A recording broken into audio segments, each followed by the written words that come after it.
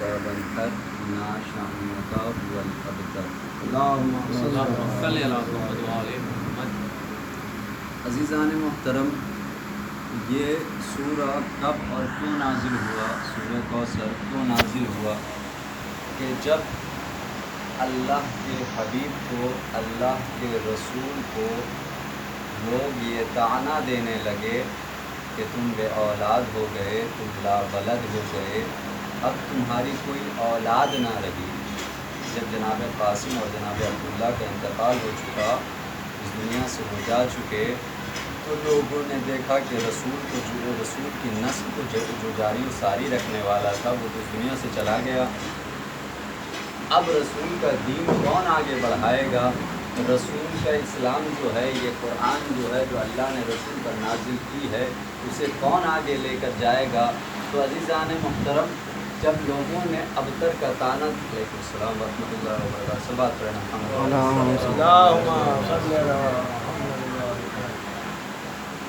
جب رسول کو ابتر کا طعنہ دینے لگے کہ اے رسول تم ابتر ہو گئے، بے اولاد ہو گئے، لا ولد ہو گئے، اب تمہارا دین ختم ہو جائے گا، اب تمہارے اس دین کو کوئی آگے پہنچانے والا نہیں رہا، تمہارے ساتھ تمہارا دین تباہ و برباد ہو جائے گا۔ کفار قریش نے جب یہ طعنہ دینے لگا، اس میں سب سے زیادہ جو آگے تھا وہ ابو لہب تھا۔ وہ ابو لہب تھا جو رسول کا رشتہ دار تھا۔ جب کفار قریش نے یہ طعنہ دیا، رسول غمزدہ ہوئے۔ جب اللہ نے دیکھا میرا حبیب، میرا رسول غمزدہ ہے، تو انہوں نے سورہ کوثر کا تحفہ بھیجا کہ اے رسول تم ناراض نہ ہو، تم غمزدہ نہ ہو، ہم تمہیں کوثر کا تحفہ دے رہے ہیں۔ عزیزان محترم، پروردگار عالم نے سورہ کوثر میں کیا فرمایا؟ بسم اللہ الرحمن الرحیم، انا آتیناک الکوثر، انا یعنی بے شک، آتینا ہم نے آپ کو عطا کیا، الکوثر کوثر، اے حبیب ہم نے آپ کو کوثر عطا کیا۔ عزیزان محترم، اس کوثر سے مراد جو مفسرین قرآن ہیں، وہ کچھ کہتے ہیں کہ کوثر سے مراد ہے نہر، کچھ کہتے ہیں کوثر سے مراد ہے دریا، کچھ کہتے ہیں کوثر سے مراد آب کوثر ہے۔ لیکن عزیزان محترم، پروردگار عالم نے کوثر سے مراد کیا لیا ہے یہ کسی کو نہیں پتا سوائے چہاردہ معصومین کے، کوئی نہیں۔ قرآن ناطق کو، قرآن صامت کو وہی بتا سکتا ہے جو قرآن ناطق ہو۔ تو عزیزان محترم، انا آتیناک الکوثر، کوثر سے مراد جن مفسرین نے یہ لیا ہے ان سے بس میرا یہ سوال ہے، جنہوں نے نہر لیا ہے یا کیا کہتے ہیں آب کوثر لیا ہے، ان سے یہ میرا سوال ہے کہ وہ پھر انا شانیہ کا هو الابتر کا مفہوم سمجھائے مجھے، کہ اگر نہر کے معنی کوثر سے لیا گیا ہے تو انا شانیہ کا هو الابتر، اے حبیب تیرے جو تجھے ابتر کا طعنہ دیتے ہیں وہ بے اولاد ہو گئے، ان کی کوئی اولاد نہیں۔ اگر نہر مراد لیتے ہیں کوثر سے تو انا شانیہ کا هو الابتر سے ہمیں کچھ سمجھ میں نہیں آئے گا۔ کب سمجھ میں آئے گا؟ کہ جب ہم کوثر سے مراد شہزادی فاطمۃ الزہرا کو لیں کہ آپ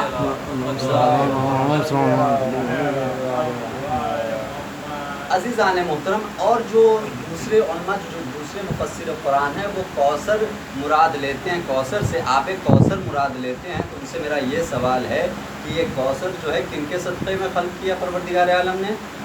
اسی شہزادی کے صدقے میں۔ بھلا میری ہی چیز مجھے کوئی گفٹ دے تو اسے گفٹ کہیں گے؟ نہیں عزیزان محترم، کوثر جناب فاطمۃ الزہرا کی کیا کہتے ہیں صدقے میں خلق ہوا۔ بھلا صدقے کی چیز پروردگار عالم انہیں تحفے میں کیسے دے سکتا ہے؟ تو یہاں پر کوثر سے مراد اولاد کثیر یعنی شہزادی فاطمۃ الزہرا سلام اللہ علیہا ہے۔ انا آتیناک الکوثر، اے حبیب ہم نے تمہیں کوثر عطا کیا۔ اب عزیزان محترم، اتنی بڑی جو نعمت دی ہے پروردگار عالم نے شہزادی رسول اسلام کو، تو دنیا کا یہ رواج ہے کہ جب ہم اور آپ کسی کو گفٹ دیتے ہیں تو بدلے میں وہ کیا کہتا ہے؟ شکریہ ادا کرتا ہے، تھینکس کہتا ہے، اور اگر یہ نہ کہے تو ہمارے یہاں کچھ ایسا پروگرام ہوتا ہے تو وہ بدلے میں ریٹرن گفٹ ضرور دیتا ہے۔ تو تو پروردگار عالم نے کہا کہ اے حبیب ہم نے تمہیں کوثر عطا کیا ہے، اتنی بڑی دنیا کی سب سے بڑی نعمت دی ہے، تو اس کے شکرانے کے طور پر تم کیا کرو، فصل لربک، اپنے رب کے لیے نمازیں پڑھو، فصل لرب، اپنے رب کے لیے نمازیں قائم کرو، نمازیں پڑھو، ونحر، اور قربانی دو، شکرانے نعمت کی طور پر کیا کرو میرے حبیب، فصل لربک، اپنے رب کے لیے نماز پڑھو، ونحر، اور قربانی دو، وَإِنَّ شَأْنِيَكَ هُوَ الْأَبْتَرُ، اور جو تمہیں بے اولاد کہتے تھے، بلا ولد کہتے تھے، ان کی نسلوں کا کوئی پتہ نہیں ہے۔ صلوات کا سہارا۔ جب خلقت کی بات کی سورہ، تو پروردگار عالم نے سورہ کوثر کا تحفہ دیا۔ عزیزان محترم، اس لیے تو شہزادی فرما رہے ہیں یا ایھا الناس اعلموا انی فاطمہ، اے لوگوں مجھے جانو، مجھے پہچانو، میرا ادراک کرو، میری معرفت حاصل کرو۔ عزیزان محترم، ہمارے اور آپ کے چھٹے امام جعفر صادق علیہ السلام کی روایت ہے کہ تخلیق کے ارض و سما سے پہلے پروردگار عالم نے نور فاطمہ کی خلقت، فسأل سائل، وہیں پر ایک امام کا صحابی تھا، اس نے فوراً سوال کیا، یا اے مولا، کہ اس کا مطلب یہ ہوا کہ ہماری شہزادی نوع انسان سے نہیں ہے، نوع انسان سے نہیں ہے؟ رسول امام فرماتے ہیں کہ حور انسیہ ہے۔ کہا کیسے؟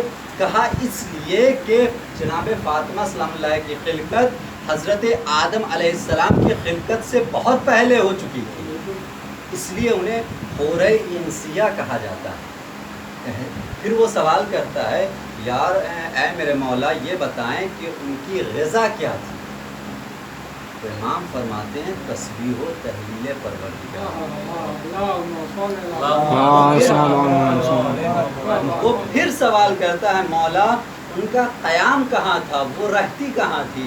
کہا زیر عرش۔ پھر وہ سوال کرتا ہے، مولا جب وہ زیر عرش رہتی تھی تو وہ آخری نبی کے پاس کیسے آئیں؟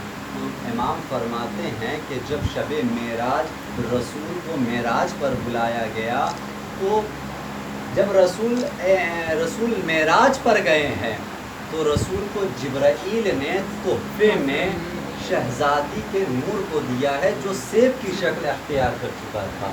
اس سیب کو جب رسول نے لیا ہے، اپنے سینے سے لگایا ہے، بوسہ دیا ہے، پھر جبرائیل کہتے ہیں آقا اسے تناول فرمائیں، اسے کھا لیں، پروردگار کا حکم ہے۔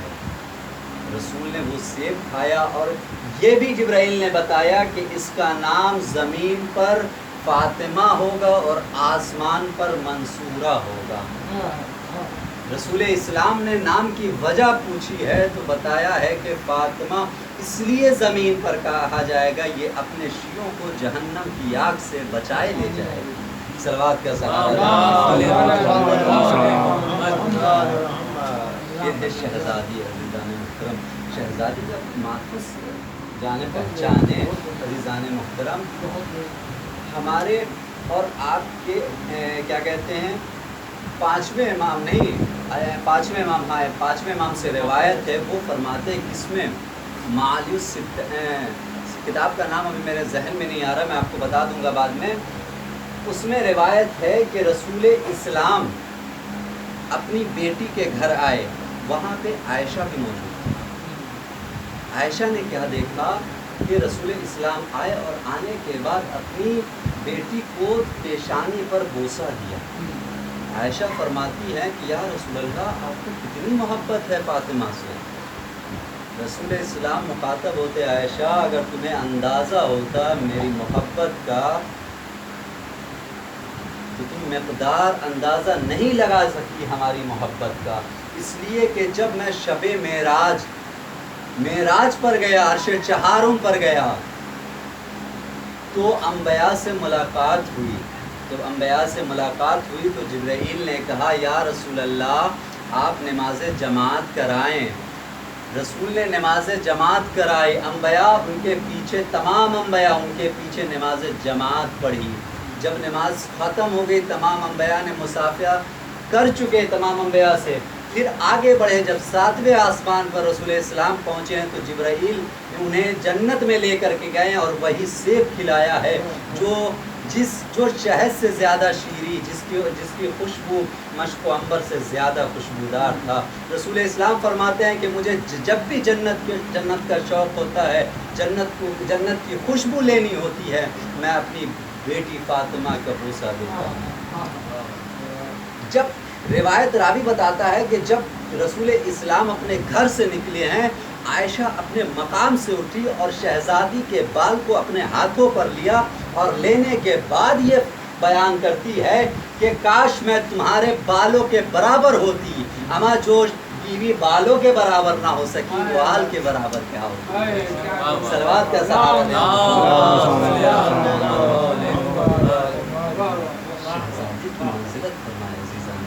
جو بال کے برابر نہ ہو سکی وہ آل کے برابر کیا ہوگی۔ خلیفہ وقت کا دربار ہے، دربار میں بحث ہو رہی ہے کہ فاطمہ افضل یا مریم افضل۔ خلیفہ وقت نے سوال کیا علماء سے کہ تم بتاؤ کون افضل ہے، مریم افضل ہے یا فاطمہ افضل ہے؟ جب علماء نے یہ سنا، کہا مجھے کچھ مہلت تو دے تاکہ میں بتاؤں۔ کہا ٹھیک ہے کل بتانا، کل تک کا تمہارے پاس وقت ہے۔ دوسرے دن دربار سجا، دربار پورے بھرا پڑا تھا، عزیزان محترم علماء موجود تھے۔ کہا کہ بتاؤ مریم افضل ہیں یا فاطمہ؟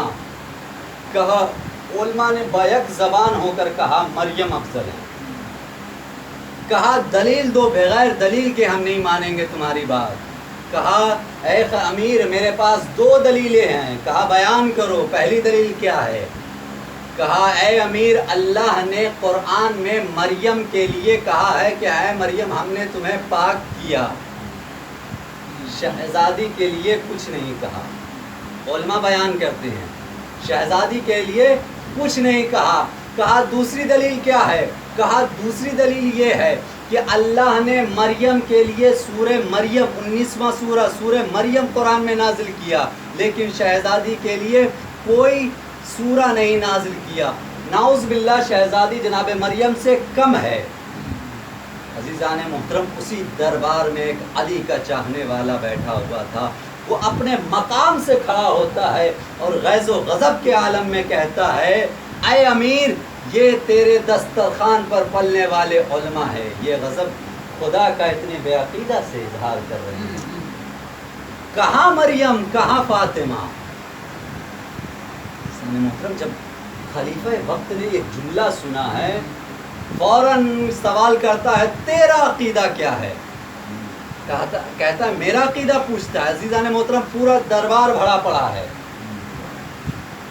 اس میں سے ایک شخص کھڑا ہوتا ہے اور کھڑا ہونے کے بعد کہتا ہے میرا عقیدہ پوچھتا ہے تو میرے سامنے مریم اور شہزادی میں وہی فرق ہے جو آسمان، وہی نسبت ہے جو زمین کو آسمان سے ہے۔ کہاں مریم کہاں شہزادی فاطمہ؟ کہا جیسے ہی امیر نے یہ جملہ سنا اپنی نیام سے تلوار کو نکالا اور سامنے رکھ دیا اور کہا اگر تم نے اپنے دعوے کو ثابت نہ کیا تو بھرے ہوئے دربار میں تیری گردن اڑا دی جائے گی۔ وہ کہتا ہے کہ سن، وہ ایک قدم آگے بڑھتا ہے اپنی جگہ سے اور کہتا ہے سن، مریم کے لیے ایک مرتبہ آیا قرآن میں طہرکم، ہماری شہزادی کے لیے آیا طہرکم تطہیرا، 2 مرتبہ لفظ آیا طہرکم تطہیرا۔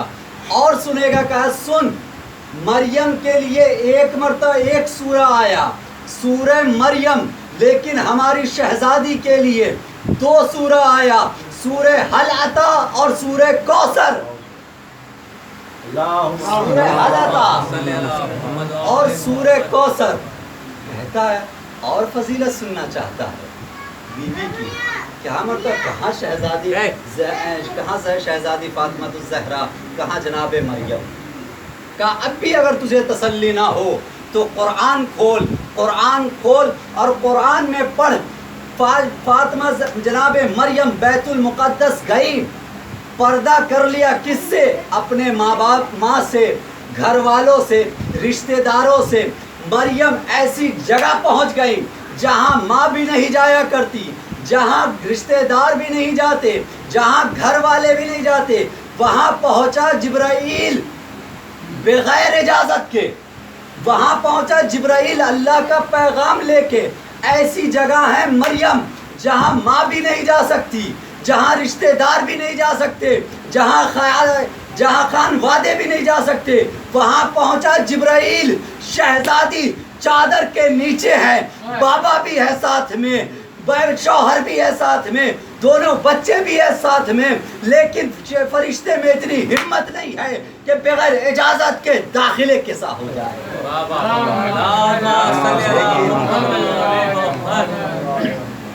شہزادی چادر کے نیچے ہیں، اپنے بابا کے ساتھ، اپنے شوہر کے ساتھ، اپنے دونوں بچوں کے ساتھ، لیکن جبرائیل کے اندر علیکم السلام، جبرائیل کے اندر اتنی جرت نہیں ہے، اتنی ہمت نہیں ہے کہ وہ بغیر اجازت داخلے کیسا ہو جائے۔ عزیزان محترم، آپ اگر اجازت دیکھنا چاہتے ہیں شہزادی کی فضیلت تو دیکھیں، جب رسول اسلام کا آخری وقت آیا تو ملک الموت بار بار دروازے پر تخت الباب دے رہا تھا کہ نہیں دے رہا تھا؟ ہاں، اجازت رسول اسلام جب غش افاقہ ہوا تو رسول اسلام نے کیا کہا؟ اے بیٹی سے اجازت دے دے، یہ تیری اجازت کا طلبگار ہے، جب تک تو اجازت نہیں دے گی ملک الموت داخل نہیں ہوگا۔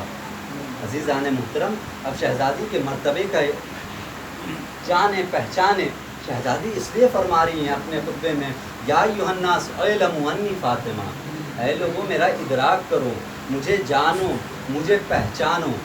عزیزان محترم، یہ خطبہ ہے مسجد نبوی کا، لیکن اس خطبے سے پہلے شہزادی کا ایک اور خطاب ہے جو انہوں نے خلیفہ اول کو کیا ہے، جو فدق کے اوپر جو دلیل مانگی تھی وہ ادلہ پیش کیا ہے، وہ دلیل دی ہے، جو ثبوت مانگے تھے وہ تمام ثبوت پیش کیے ہیں۔ تو خلیفہ اول نے ایک جملہ کہا ہے شہزادی کے فضیلت میں۔ وہ کیا کہتا ہے؟ خلیفہ اول کا بیان ہے، یہ ہمارا اور آپ کا جملہ نہیں ہے۔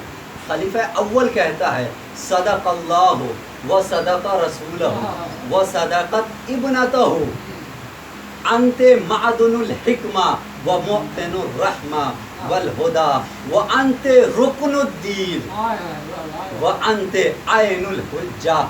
خلیفہ اول کا بیان ہے، وہ کہتا ہے صدق اللہ و صدق رسولہ، اللہ سچا ہے اور اس کا رسول سچا ہے۔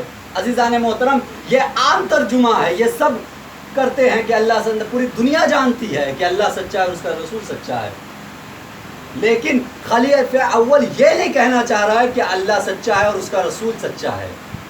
وہ کہنا چاہ رہا ہے کہ آپ نے جو صدق اللہ ہو، آپ نے جو قرآن سے دلیل دی ہے فدق کے اوپر، وہ بالکل صحیح ہے۔ وہ صدق رسولہ، اور جو آپ نے اپنے بابا سے دلیل نقل کی ہے وہ بھی سچی ہے۔ وہ صدقت ابنتہ، اور جو دلیل آپ نے اپنی طرف سے دی ہے وہ بھی سچی ہے، اور ایسا ہو کیوں نہ۔ وہ کہتا ہے انت معدن الحکمہ، آپ حکمت کا خزانہ ہو، انت معدن الحکمہ، آپ حکمت کا خزانہ ہو، وہ انت معطن الرحمہ والہدی، آپ ایسی جگہ ہو جہاں پر ہدایت اور رحمت پروان چڑھتے ہیں۔ انت معطن الرحمہ والہدی، آپ وہ جگہ ہو جہاں پر رحمت اور ہدایت پروان چڑھتے ہیں۔ عزیزان محترم، پھر وہ آگے فرماتا ہے انت رکن الدین، آپ ارکان دین میں سے ایک رکن ہو، وانت عین الحجہ، اور آپ